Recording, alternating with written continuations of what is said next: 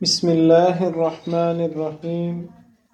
اسلامی تاریخ کا ایک ایسا دن جو ہمیشہ امت کے لیے سبق اور آنسو لے کر آتا ہے وہ ہے غزوہ احد کا دن۔ یہ واقعہ ہجرت کے تیسرے سال شوال کے مہینے میں پیش آیا۔ ناظرین کرام، غزوہ بدر کے بعد قریش مکہ اپنی شکست کا بدلہ لینے کے لیے پوری تیاری کے ساتھ مدینہ کی طرف بڑھے۔ 3000 کا لشکر، ساز و سامان اور بڑے بڑے سردار ایک ہی مقصد کے ساتھ نکلے تاکہ مسلمانوں کو ختم کر دیا جائے اور جنگ بدر کا انتقام لیا جائے، جس میں قریش مکہ کا بہت زیادہ نقصان ہوا تھا۔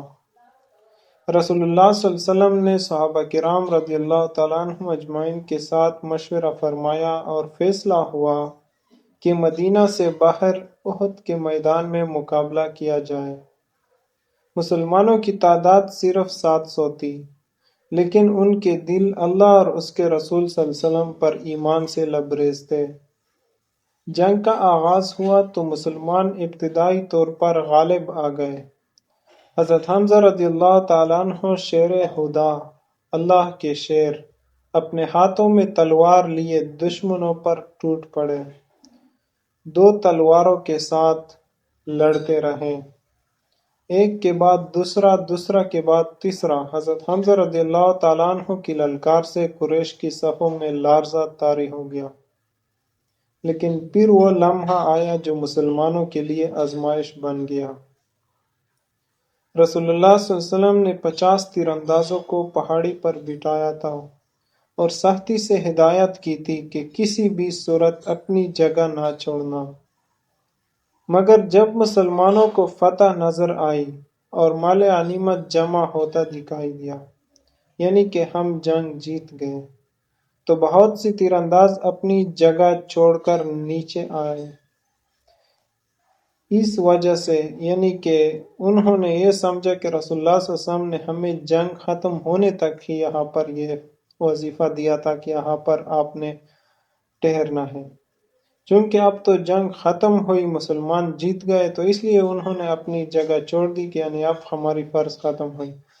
اگرچہ رسول اللہ صلی اللہ علیہ وسلم نے ان کو یہ کہا تھا کہ کسی بھی صورت یہ جگہ نہیں چھوڑنا، اور رسول اللہ صلی اللہ علیہ وسلم کے کہنے کی جو مطلب تھی، یعنی جو مفہوم، وہ یہ تھی کہ یعنی آپ نے چاہے جنگ جیت جائے یا ہار جائے، آپ نے یہ جگہ نہیں چھوڑنی۔ یہی موقع تھا جسے دشمن نے غنیمت جانا۔ حضرت خالد بن ولید رضی اللہ تعالیٰ عنہ، جو کہ اس وقت مسلمان نہیں تھے، یعنی اس وقت صرف خالد بن ولید تھے، یعنی مشرف با اسلام نہیں ہوئے تھے، اور کفار کے ایک دستہ، گھڑ سوار دستہ تھا، اس کے کمانڈر تھے۔ اس نے اپنی سوار فوج کے ساتھ پہاڑ کے پیچھے سے نکلے اور مسلمانوں پر حملہ آور ہو گئے۔ چونکہ مسلمان تیر اندازوں نے وہ جگہ خالی کی تھی تو پیچھے کی طرف سے اسی راستے پر آ گئے۔ مسلمانوں کی صفیں ٹوٹ گئی اور افراتفری پھیل گئی۔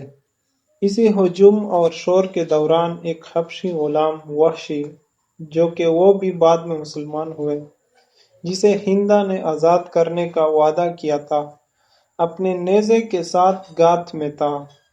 کس کے گات میں تھا، وہ اس کا ہدف کون تھا؟ اس کا ہدف کوئی اور نہیں تھا بلکہ رسول اللہ صلی اللہ علیہ وسلم کے چچا شیر خدا حضرت حمزہ رضی اللہ تعالیٰ عنہ تھے، جو کہ بہت ہی بہادری 2 تلواروں کے ساتھ کفار کے صفوں کو چیر رہے تھے اور لاشوں پر لاشیں گرا رہے تھے۔ جیسے ہی حضرت حمزہ رضی اللہ تعالیٰ عنہ کفار پر حملہ آور ہوئے، وحشی جو کہ طاق میں بیٹھا ہوا تھا، اپنا نیزہ پھینکا، جو سیدھا حضرت حمزہ رضی اللہ تعالیٰ عنہ کے سینے میں لگا۔ اللہ کے شیر زمین پر گر گئے اور شہید ہو گئے۔ یہ خبر جب رسول اللہ صلی اللہ علیہ وسلم کو ملی تو رسول اللہ صلی اللہ علیہ وسلم کا غم بے حد بڑھ گیا۔